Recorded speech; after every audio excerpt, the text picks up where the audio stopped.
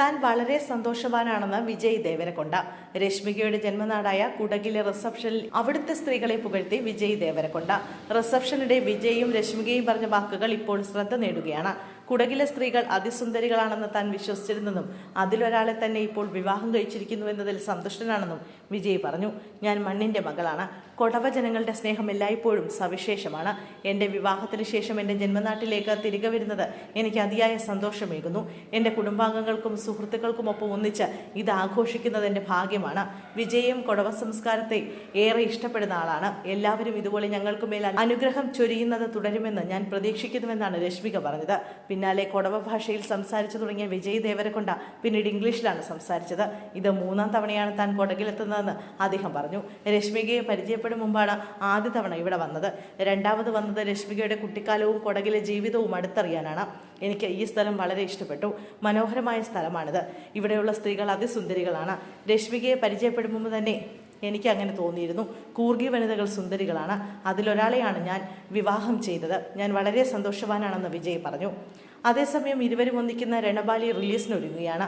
മൈത്രി movie makers നിർമ്മിക്കുന്ന ഈ ചിത്രം സെപ്റ്റംബർ 11 ലോകമെമ്പാടുമുള്ള തിയേറ്ററുകളിൽ പ്രദർശനത്തിനെത്തും. വിവാഹശേഷം ഇരുവരും ഒന്നിച്ചെത്തുന്ന ചിത്രം കൂടിയാണിത്.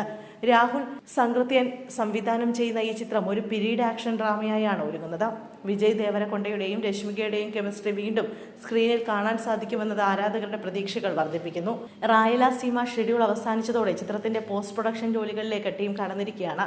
രണബാലിയുടെയും ജയമ്മയുടെയും ആഴമേറിയ പ്രണയത്തെ ആഘോഷമാക്കിക്കൊണ്ട് ഇറങ്ങിയിരുന്ന സർപ്രൈസ് വീഡിയോ ഇരുവരും ഏറ്റെടുത്തിരുന്നു.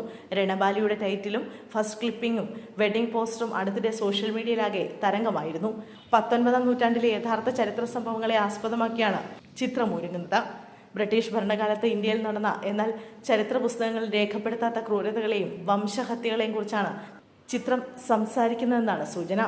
ഹിറ്റ്ലറുടെ ഹോളോകോസ്റ്റിനേക്കാൾ ഭീമമായ വംശഹത്യകളും ഇന്ത്യയിലെ സാമ്പത്തിക ചൂഷണവും ഗ്ലിംസിൽ സൂചിപ്പിക്കുന്നുണ്ട്. സർ റിച്ചാർഡ് ടെമ്പിളിനെ പോലുള്ള ഉദ്യോഗസ്ഥൻ ഇന്ത്യയെ എങ്ങനെയാണ് വരൾച്ചാ മേഖലയായി മാറ്റിയതെന്ന വൈകാരികമായ വസ്തുതകളും ചിത്രം ചർച്ച ചെയ്യുന്നുണ്ടെന്നാണ് സൂചനകൾ. ചിത്രത്തിൽ രണബാലി എന്ന പോരാളിയായി തീപ്പൊര ലുക്കിലാണ് വിജയ് ദേവരകൊണ്ട എത്തുന്നത്. രശ്മിക മന്ദാന ജയമ്മ എന്ന കഥാപാത്രത്തെ അവതരിപ്പിക്കുന്നു. ദി മമ്മി എന്ന ചിത്രത്തിലൂടെ ലോകപ്രശസ്തനായ ബോളിവുഡ് നടൻ അർണോൾഡ് വോസ്ലു ആണ് ചിത്രത്തിന്റെ പ്രധാന വില്ലൻ. സർ തിയോഡർ ഹെക്ടർ എന്ന ബ്രിട്ടീഷ് ഉദ്യോഗസ്ഥനായി അദ്ദേഹം വേഷമിടുന്നു. മൈത്രി മൂവി മേക്കേഴ്സിന്റെ ബാനറിൽ നവീൻ യർണിയയും വൈ രവിശങ്കറും ചേർന്ന് നിർമ്മിക്കുന്ന ഈ ബ്രഹ്മാണ്ഡ ചിത്രം ഗുൽഷൻ കുമാർ, ഭൂഷൺ കുമാർ, ടി സീരീസ് എന്നിവർ ചേർന്നാണ് അവതരിപ്പിക്കുന്നത്.